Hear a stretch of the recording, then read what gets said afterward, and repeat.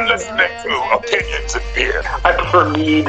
You sent me to hell, Jason. I really just want to make everybody jealous. I'm a person from Earth. You're the smartest dumb guys I've ever met.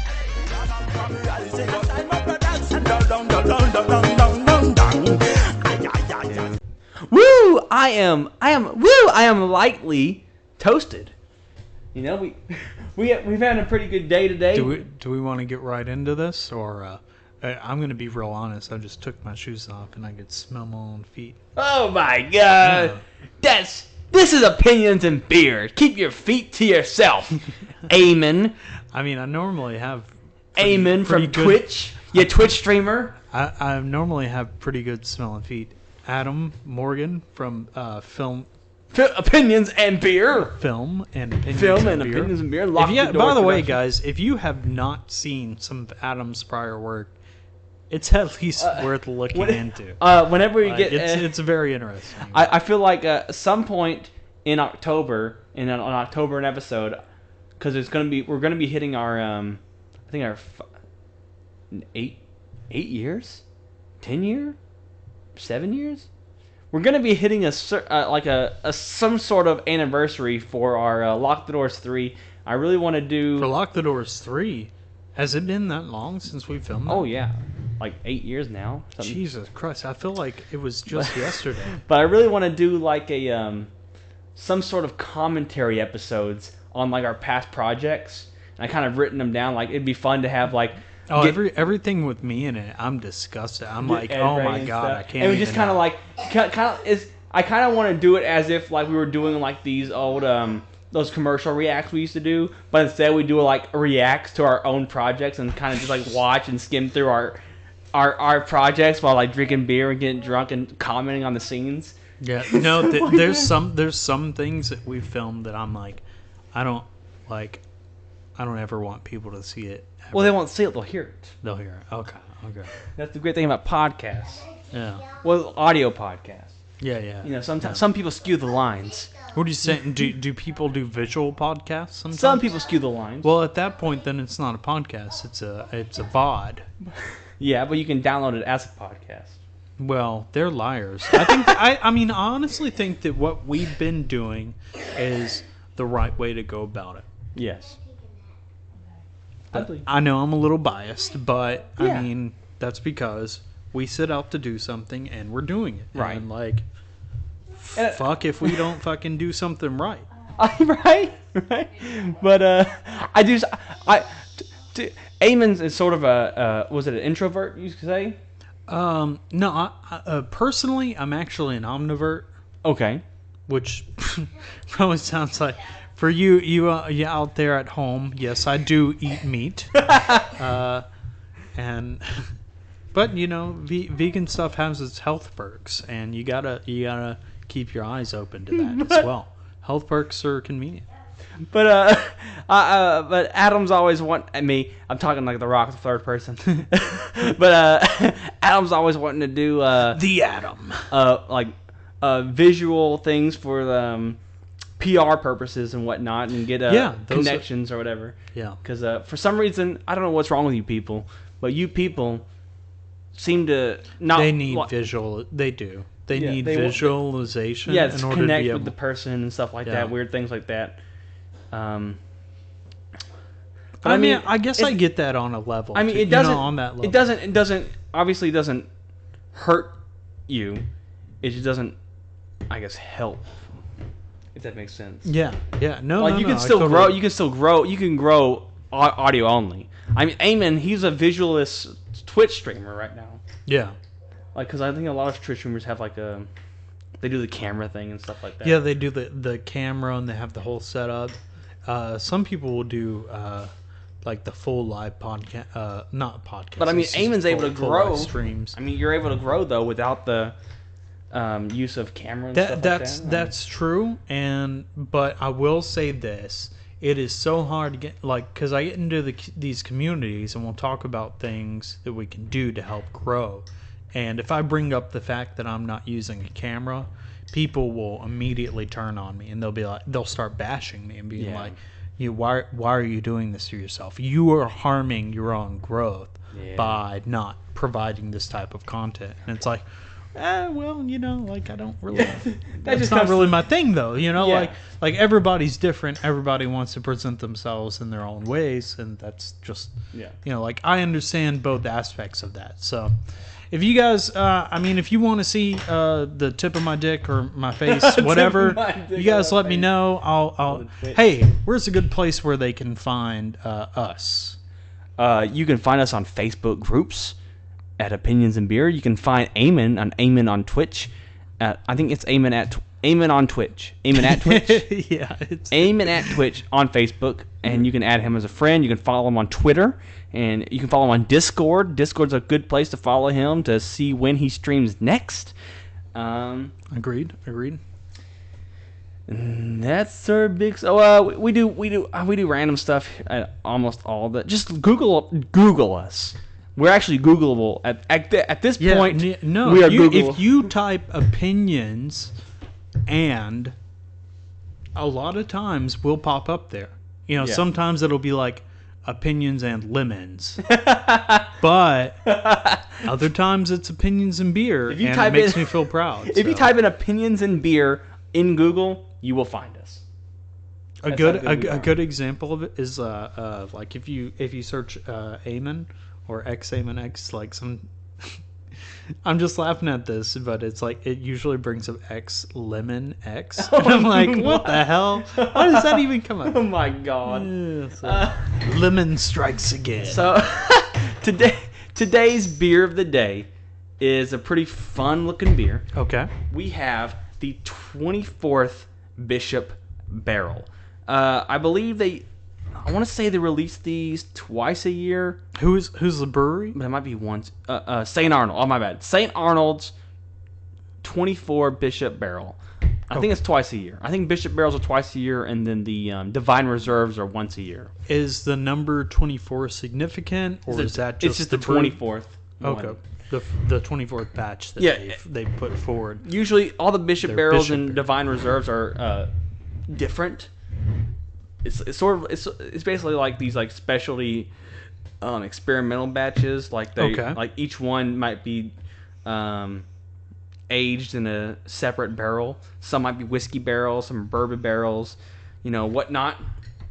I do not know and some of our listeners may not know as well. So it's good that you're elaborating on it. Say Bishop Barrel number 23 was a rye Doppelbock aged in Whistle Pig rye whiskey barrels. Ooh, really? Yes, we don't have that one. We have Bishop Barrel number 24. All right. Bishop Barrel number 24 is an imperial stout aged in bourbon barrels. So we actually got kind of like the well, we got the one that we probably would have grabbed either way. Yeah, right? We got one of the more. If we had the choice, we probably would have picked this one. Yeah, we got one of the more mainstream flavors. It looks like. And to be honest, like it feels. I know that we drink a lot of bourbon barrel aged beers. Yeah. But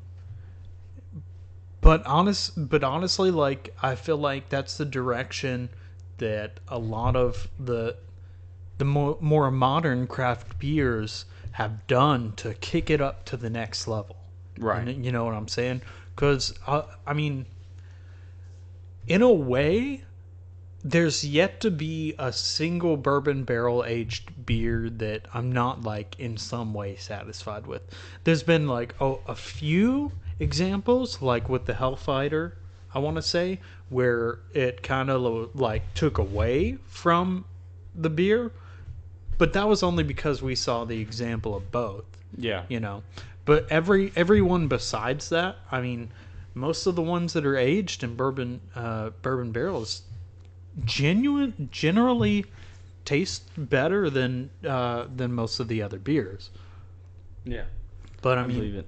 It's all speculation. It's all speculation because I haven't had them done in like gin barrels or right. Whatever. I know, and actually, a lot of we should probably start buying more of those clown shoes, because clown shoes they age things in gin barrels and whiskey barrels all the time. Oh, really? But they're just so expensive for the bottles. It's like $20 or $14. Well, for the sure as bottle. fuck don't get another clown shoes can. That's Yeah. I'm done. No, Yeah. I don't even think I'll ever subject myself to that. You're on But notice. Bishop Barrel number 24. Here's their story. They have right here Divine Reserve number 18. So that was, I think that was 2018's Divine Reserve. Or whatever. Divine Reserve number 18, an Imperial Stout with Belgian candy syrup, was an exercise in pushing the limits of our brewing abilities. And when it was complete, we succeeded in creating the biggest and boldest beer we had ever made. But after it was brewed, we knew we couldn't stop there. After aging for 19 months in Woodford Reserve bourbon barrels, Bishop Barrel number 24 is finally ready, and it is unabashedly opulent. Bishop Barrel's number 24 tastes grandiose in all aspects, from the notes of Grandiose. I believe Grandiose they're trying to say. in all aspects, from the notes of rich figs, fresh vanilla, ripe strawberries, toasted oak, and dark chocolate. Wait. Repeat that a little bit slower so that we'll Rich say. figs. This is what listeners. This is what they are promoting in 24 that we're about to try. All right. So Rich figs, fresh vanilla, figs, vanilla, ripe strawberries, strawberry, toasted oak, and dark chocolate. oak, and dark chocolate. To the way its dense, silky texture grips softly to the palate. Yet even with such bold flavors, this Bold beer words. is remarkably balanced and drinkable. Okay. Date brewed, October 31st, 2017. Date racked, January 10th, 2018. Date bottled, August 5th, 2019. Date drank, September 2019. Okay, so It is 14.7% in alcohol by volume, and it has an IBU of 34. So I want to reiterate, off the top of my head, they said fig, vanilla, oak, chocolate, and strawberry Exactly. is what they're saying. And if all of those tastes come through, then this is going to be a really good beer, because those flavors mixed together. So I want to say the Grand Cru that we tried, Yes. a lot of those exact flavors came through. Yes. And that's why it was such a good one. So we have the potential here for this to be a really good beer. So essentially, this is Divine Reserve number 18, aged in bourbon barrels. And so, in Woodford bourbon barrels. So we're kind of drinking two beers in one. but Bishop Barrel, man, it's 14.7% alcohol. These were actually What'd rare. you say? 14.7%? Yes. Holy shit. What's one bottle? We're splitting it. Half a bottle. So that's I know- 7. No, I'm just saying. 14.7. Let's go ahead and try this beer then. Yeah. Let's. I'm actually super excited to be able to try it. It smells, dude. This is what I'm talking it about. smells so good. Okay, but I know that's the bourbon barrel aged. So I've sipped stuff. it already, but I'm But- going to let Eamon sip it. Okay.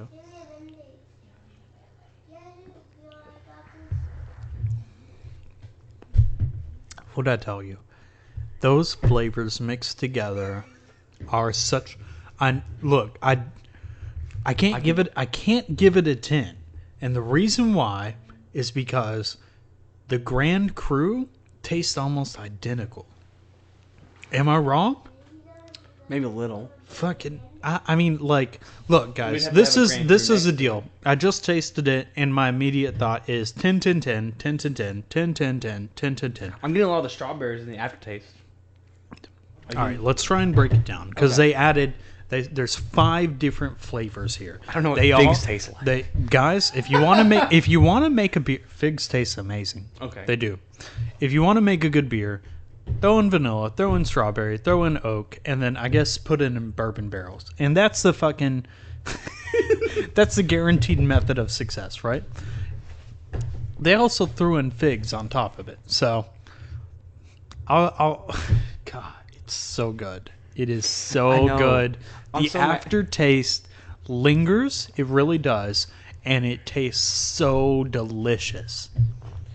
It's funny because St. Arnold's mass-produced beers are so 70, but their specialty beers are so good. They really are. This is, I mean, it's like there's no comparison besides literally the Grand Cru, which, guys, if you didn't catch the episode that we did, the St. Arnold's Grand Cru, the 25th anniversary of the Grand Cru, Yeah. we gave it a 10. And it's because it was, I mean, one of the best beers that we've ever tasted. And this one is fucking right on the same lines. And this was hard to get to. The stores around us only received a case of this. They only got a case, and they actually the store that I went to, they had to limit it to 2. Well, they wanted to limit to 1 purchase, but they decided to do 2 bottles per purchase. So, God, it's so hard because it's like, I want to bash it. I want to say, because, like, I'm not picking up individual notes of vanilla. I'm not picking up individual notes of strawberry. I'm getting strawberry in that I'm not getting individual notes of any of the things that they've said except for the bourbon barrel. Okay, that. The bourbon barrel. I'm definitely tasting that. And a little bit of the oak. I'm getting bourbon barrel and strawberries, and maybe some chocolate. No. I'm tasting more of like a chocolate strawberry. But I'm not familiar with I'm not getting any vanilla. So no vanilla flavors are popping for me, and I'm not quite sure what figs taste like for me to give an accurate description of figs. Figs are like they are sweet, but they're also but they're not tart. It's a very mild but good fruit, like And or whatever they're called, berry. and we've had quite a bit of oak flavored beers, and I think the best oak flavored beer we had, I can't remember what it was, but there was some. We made fun of it too. We made fun of it. We definitely made fun of it. But that was probably the it best was really one where I good. actually tasted oak in it. Yeah. You know, there's a lot of beers that promote oak, and that was the one beer I tasted oak in. Yeah. So I'm at, because I don't know what figs taste like. I'm basically at Dude, 2 of the I'm flavors. so pissed because this is one of the best beers I've ever tasted, but because of us like doing our podcast and going by the same standards, like I have to rate this whether I like it as much as I do or not. Let's rate this. How about I have to rate it on the same rating that we've done in the past, and I can't deny that St. Arnold's, even though they made a fucking phenomenal beer, they've done the one thing that fucking pisses me off, and that's that they made a beer that does not include the taste like that they're saying that it does. And it makes me so mad. I Well, want to give especially them when a it's in the 10. So Like, maybe it's if like it's- you earned a 10, but then you shot yourself in the foot over something stupid. Like maybe if it's somewhere like in the ingredients list, put in the but if you can't taste it from when you drink it, please don't put it in your description. Yeah, exactly. It's like they try and like I get it. You're super proud of this beer, and you should be. This is a phenomenal beer, but it does not have the notes that you're describing. So we can't man, you can't lie to your consumers. That's it. Yeah. And I feel like we have a pretty good. At this point, our palates are pretty good. We can taste certain flavors. We're tasting. I mean, I'm tasting some of the strawberries. That's what I'm saying. I don't get vanilla at all. But the I vanilla's taste the gone. bourbon, the oak. I taste a bit of the strawberry and a very, very I'm pretending like chocolate. Yeah. I think I'm tasting the chocolate, but I'm not tasting. And the only reason why I know I'm tasting strawberry is because I had at a restaurant an Abita strawberry, and I'm getting similar notes from that strawberry and that Abita to this one. Yeah. So I'm getting like some of those after hits of strawberry. So that's why I'm able to pick it out. So that's probably why. I mean, But we've had really good vanilla beers. I feel like in the past, I've had a really good vanilla beer in the past, and I'm just vanilla is just one of those flavors that a lot of people claim that are in their beers that just don't stick out as much as other beers do better. yeah. I mean, it really. it makes me mad. Like, But dude, speaking on a previous episode, 14.7%. There was no alcohol aftertaste. oh no. Yeah. See, I mean, that's a perfect example of the difference between. But we also have to remember that St. Arnold's has. I mean, they have the power to be able to develop, better than a lot of the local breweries. They have the ability to craft a beer that tastes like this. You know, like it's phenomenal. It's like put this in a fucking can and give it to every single person, and they'll never drink Bud Light or any of these other mass-produced beers ever again. Right. This is the type of beer that makes me excited to be able to talk about it. Yeah. Like, it's awesome. It's one of those beers that you want to go up to the nearest person, to you, that they could be like 5, and you're like, you need to drink this right now. Right. Right. Because it's so good. I'm gonna give it a solid 9. Yeah, and I'm on the same boat. I'm at like a 9.6 plus.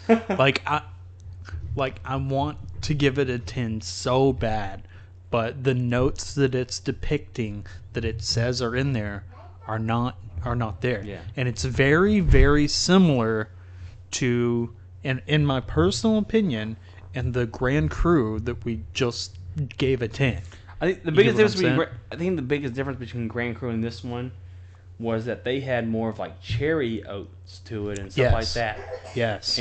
But you could taste everything it said was in it.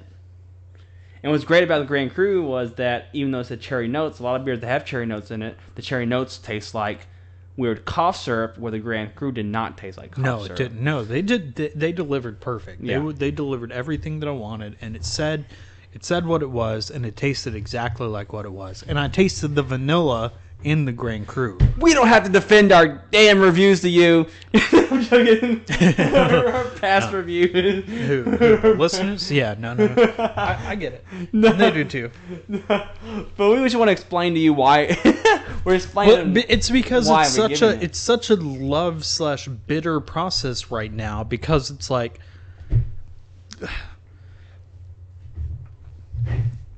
we want to promote you, St. Arnold. Why? Why did you do this?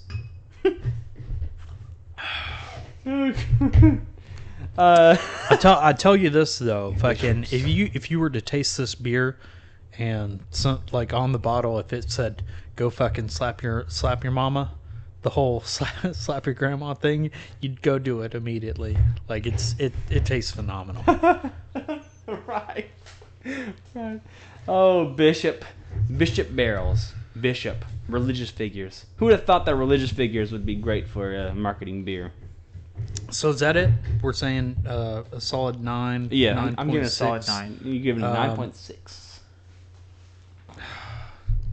I want to talk about it so much more, but I know that there's more that we need to touch on. Well, not really. I've kind of got a church school coming up next. Church school? So how do we relate Bishop barrel? What's the difference between a Bishop barrel and a normal barrel? Is it just kind of like because I think because St. that's their Arnold's is St. yeah Arnold's that's their to promote like that type that of thing. It's like a brand. Yeah. Okay.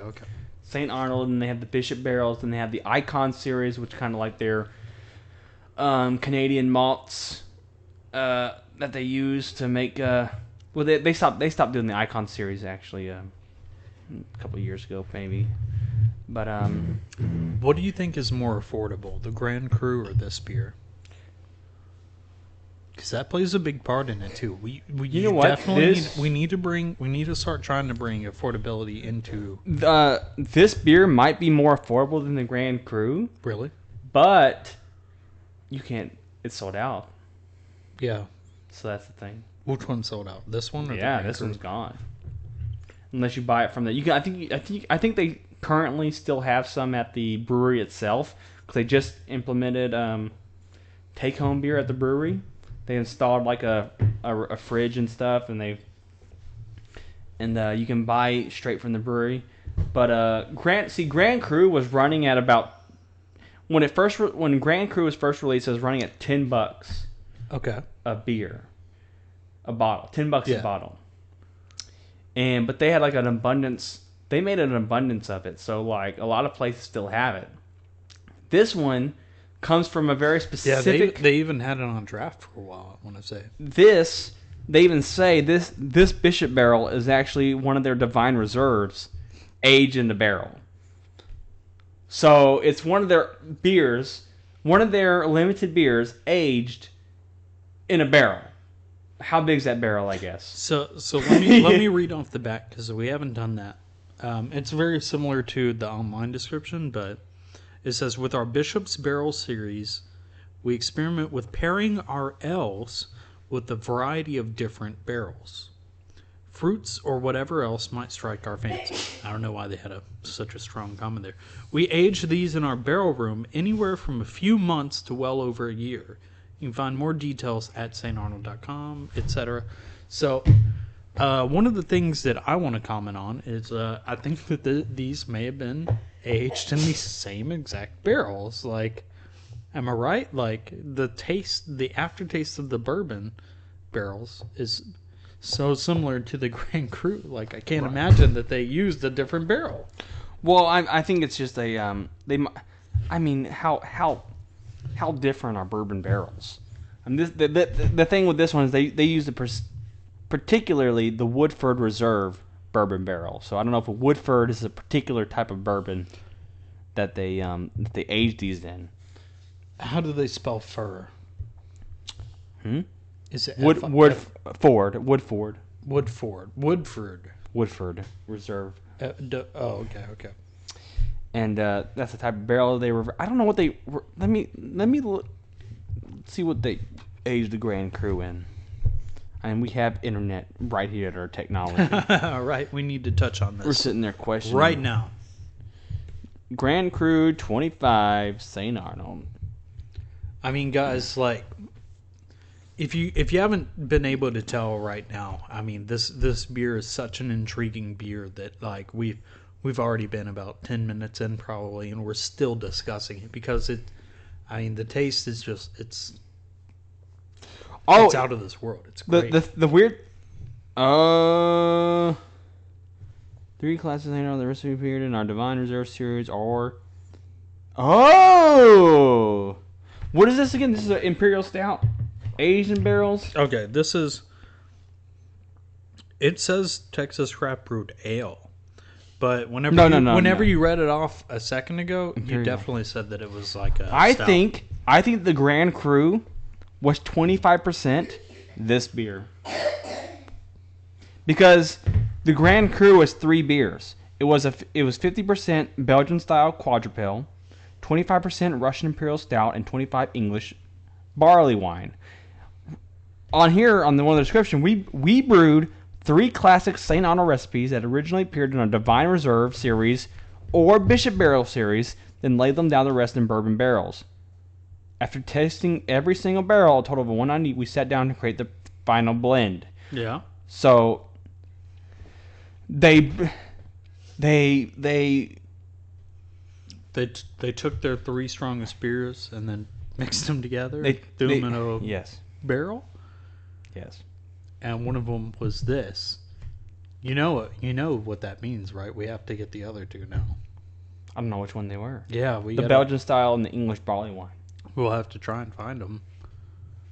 Cause basically what they're saying is that they're not saying which ones it was. Yeah. But this is the Imperial This Stout. is very obviously, like Okay. very obviously one of those. So that has to be because this is actually Reserve 18 in barrels. So I bet you it's 18. I bet you Reserve 18 was the 25% Imperial Stout. Yeah. So now we got to find whatever their barley wine was and their Belgian style quadrupel. Go drink those. But they're so rare. You didn't think you were going to get a fucking awesome journalism with your Opinions of Beer podcast today, did you? But they're so rare beers. Well, that's why we're here. To talk about that. I want to touch on, speaking of bishops and barrels, I do want to touch on, I seen a guy the other day and I haven't seen him in a while. Okay. Is it a real guy or It's a real person. a real person? Okay. And he came to talk to me. This is a real story. That I know. Is this a real story, or are you making this no, up? I know this. I know this person. Okay. And I'm not gonna say any names because he might listen. Because it's not a real person. No, he might listen to the podcast. Oh, okay. But you out there that's listening right um, now, this may or may not be about you. I noticed he used to be really, really skinny, but I noticed he gained some weight. Okay. Well, it happens. And I don't know. It's just a fluctuation of time and Popeye's chicken sandwiches. And he kind of was talking to me, and I'm like, "Hey, man, I thought you were going to church school." Okay. This is getting so good so early on. All right, come on. I thought you were going to church, like a school and church. Okay. So I just want to be clear on this. You saw somebody that you hadn't seen in a while, right? Yeah. And the first thing you said to this person was, "Hey, man, I thought you were going to church school." Because it's a different state. It's like in Alabama or something. Whoa. So it's weird seeing him. Okay. Yeah. Whoa. Yeah. Yeah. So it's a different state, and he was like, yeah.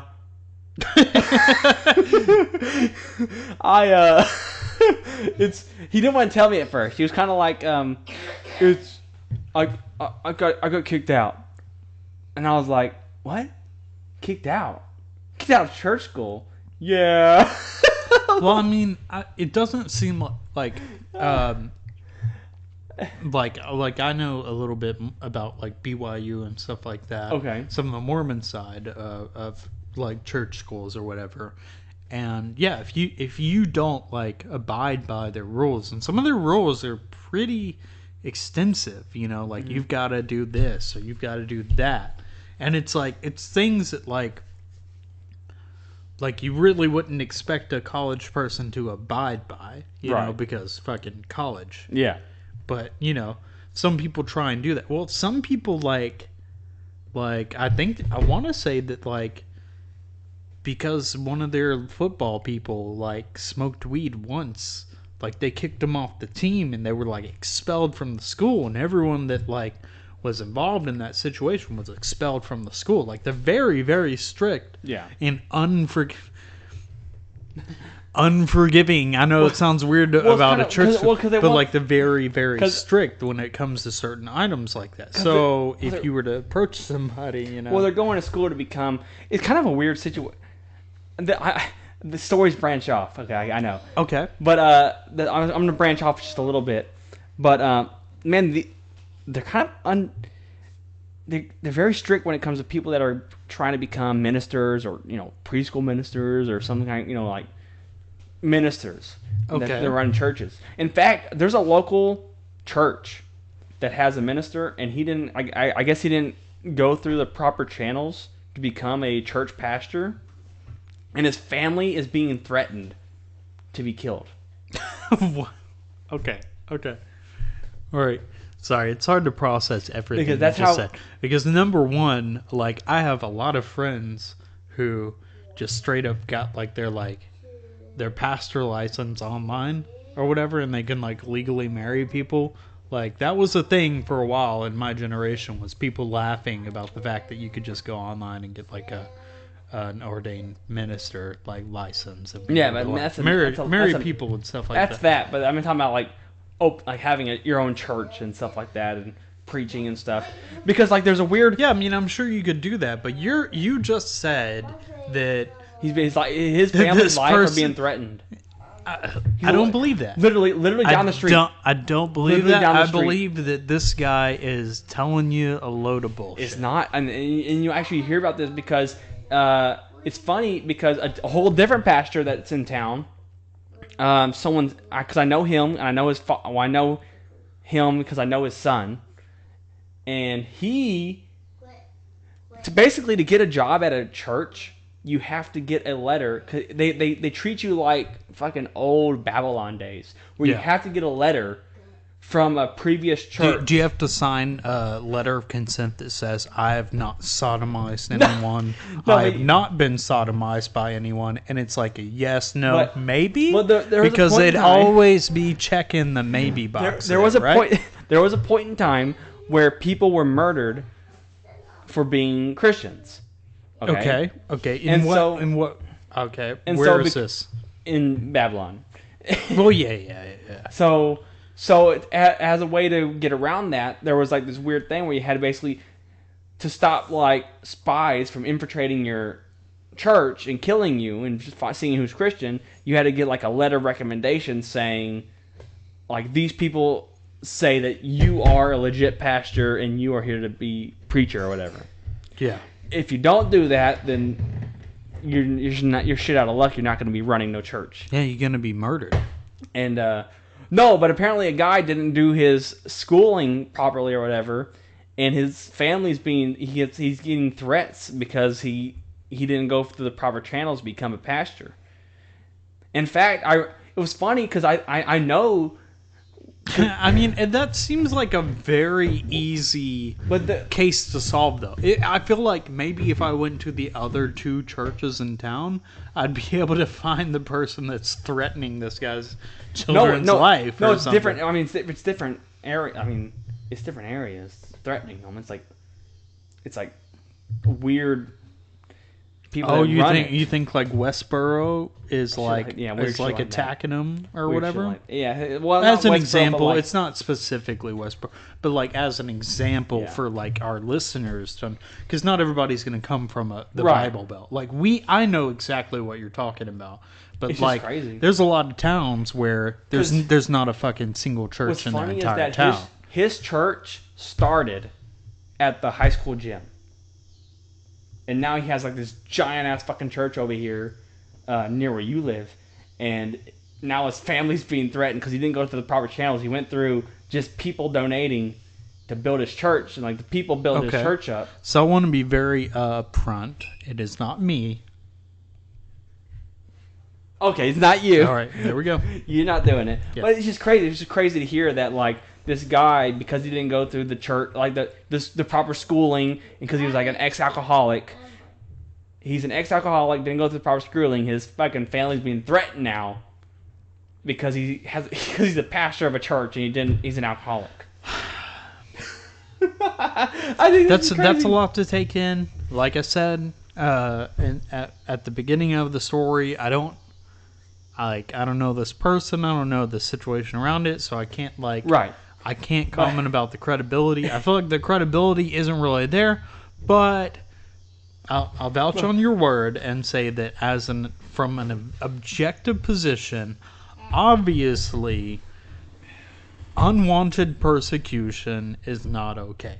Right. Like we're all in agreement there, right? Like if you're at home and you're listening to this, you're thinking that like your personal beliefs. If someone infringed upon that, not only infringed upon that, said that you couldn't do it, and if you did do it and you didn't do it in the way that they wanted, that your family would be harmed. I don't think there's a single person that would be okay with that, correct? Like fuck them, like you don't even threaten me. If you threaten me, you're going to be in pain. Like, Yeah. like I totally understand that. Maybe this guy doesn't because it's Christian, so he's like, oh, I guess I can't, I can't do all yeah, I that. can't do But- anything back. They're just gonna threaten me, and well, God told me not to do anything to people threatening me. Backtracking. So my friend was going to church school, So. Okay. and I guess he was doing really well. I was seeing posts. He kept posting.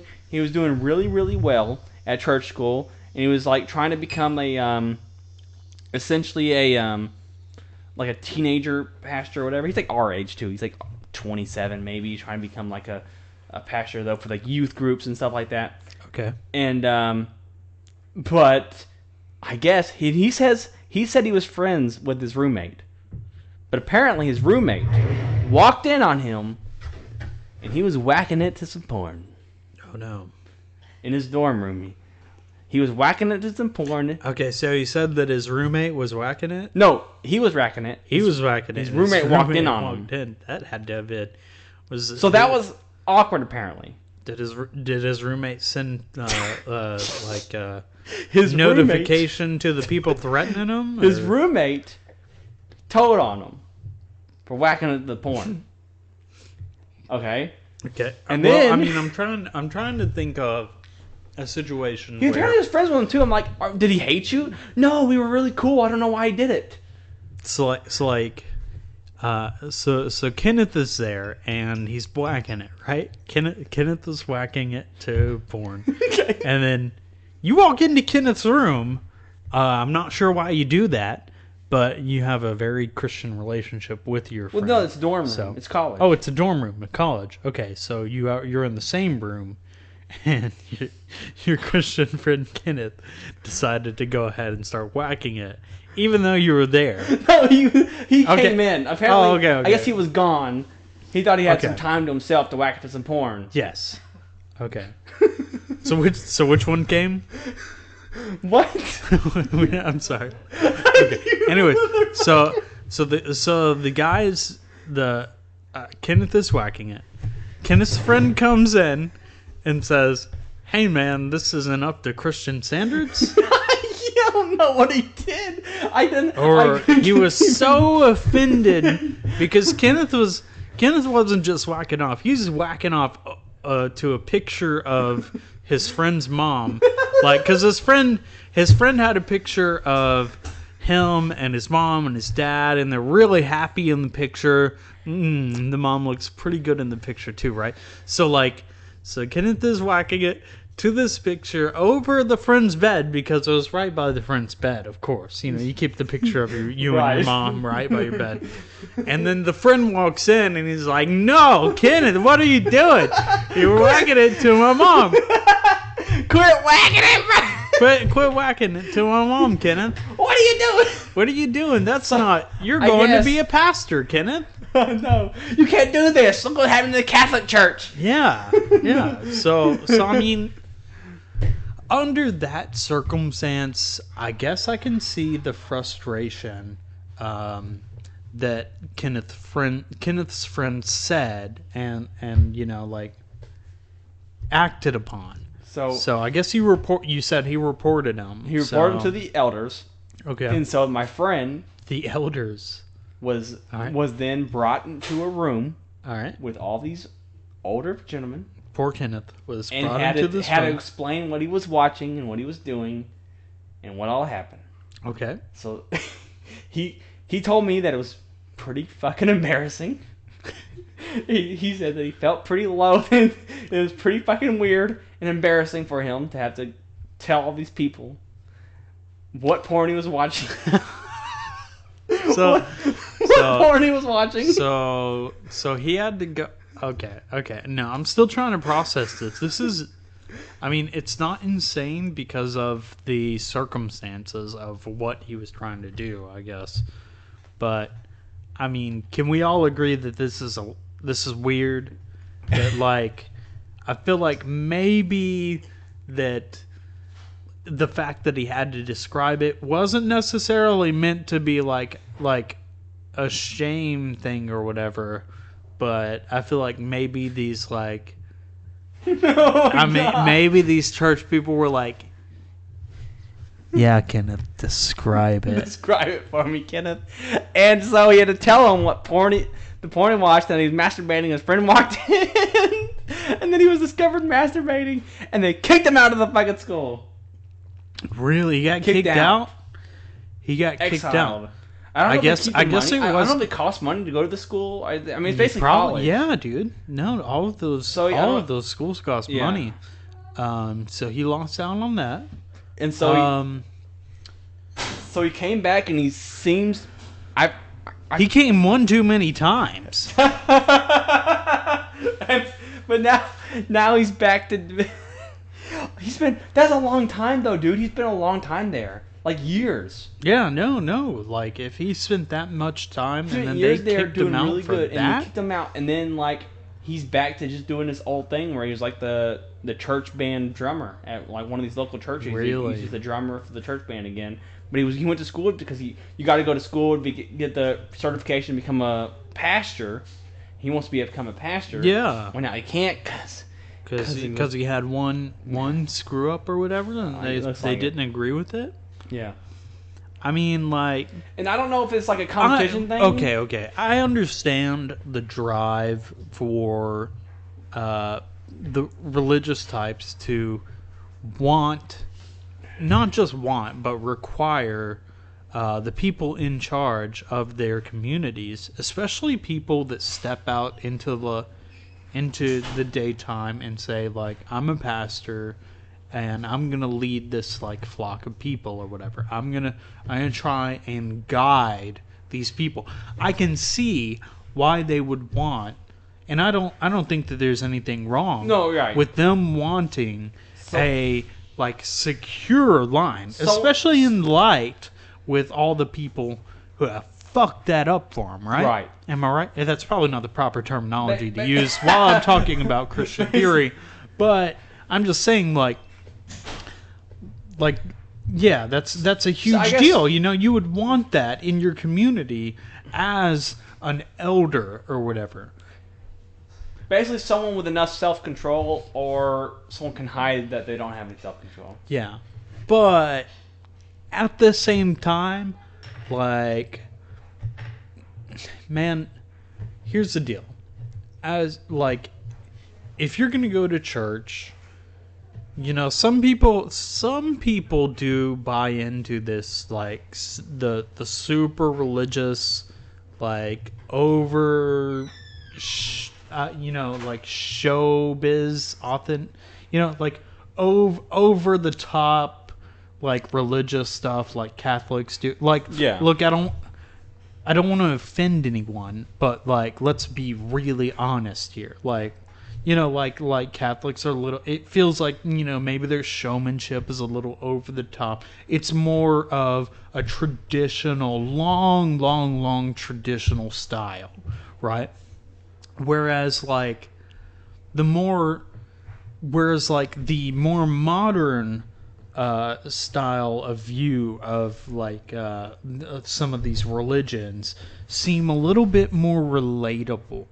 And I feel like in the long term, like if these groups or religions are trying to get more people into it, that, you know, they're going to have to be relatable. Like, if they're not relatable, then no one's going to buy into what they're selling. And I'm viewing it from a third party perspective here. I'm not religious. It's probably very obvious by the way I'm talking about this, but, you know, like, I like positivity. I love positivity, and I want people to be positive. So, like, I'm okay with people, you know, deciding for themselves what they want to believe. So, this aspect, like, I totally get where they're coming from here, but, like, if I'm being honest, from a sinner standpoint, from an outward perspective, I am going to be more inclined to listen to the religious ideology of someone that's masturbated once and got caught by their roommate. Like, I'm going to listen more towards that guy who's like, well, you know, it's weird that I got caught masturbating, but, you know, God is real and you need to listen to it. I'd be like, you know what? I masturbate too. And that, you know, like that, for some reason, your story has brought me closer to God.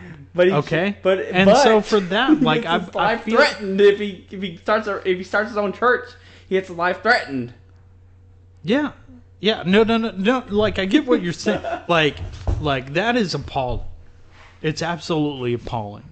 And I think that these church schools definitely need to be looking at the broader picture, right? Right. Like, I mean, whenever I believed, like, in, like, Christian ideology, like, the end goal is to get as many it's like a pyramid scheme of cells. Like, the end goal is to get as many souls into heaven as you can, right? So I feel like that these people are gonna want to get as many souls as they can into heaven. Well, in order to do that, you need relatable people.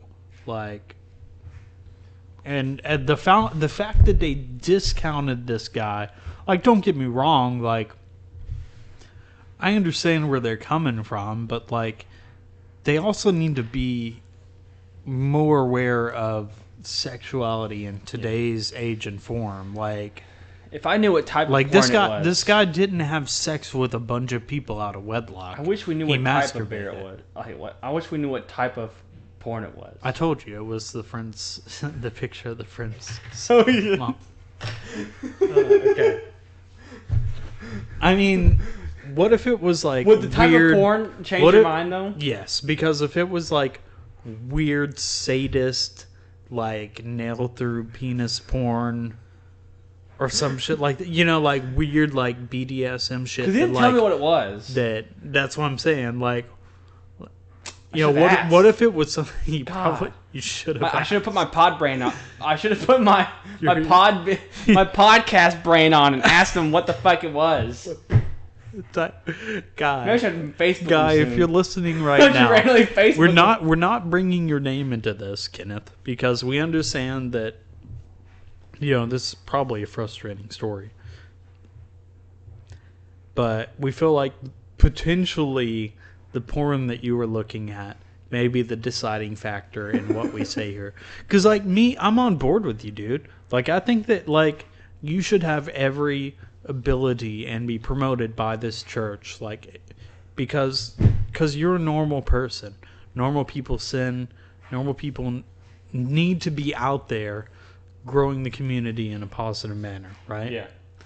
But dude, if you were watching some weird nail through penis porn, like I can't back you. I'm sorry. Hey! I'm sorry. Hey, that's just your opinion, and that's fine. Because all we've got here What was the name of this beer? opinions and Bishop Barrel number 24 St. Bishop's Barrel. beer. St. Arnold's. Congratulations, guys. I hope you enjoyed our religious podcast. Have a good day. Opinions and beer. Pen, opinions and beer. Pen, opinions and beer. Pen, opinions and beer. Yeah. Pen, opinions and beer. Yeah. Pen, opinions and beer. Yeah. Pen, beer. Oh, opinions and beer. Ooh. Opinions, beer. Oh, opinions and beer. Oh, yeah. Listening to opinions and beer. Know you love some opinions and beer. Yeah. Be sure to subscribe. Follow us on Facebook too. This was Opinions and Beer. And we're coming back again. Opinions and Beer. Opinions and Beer.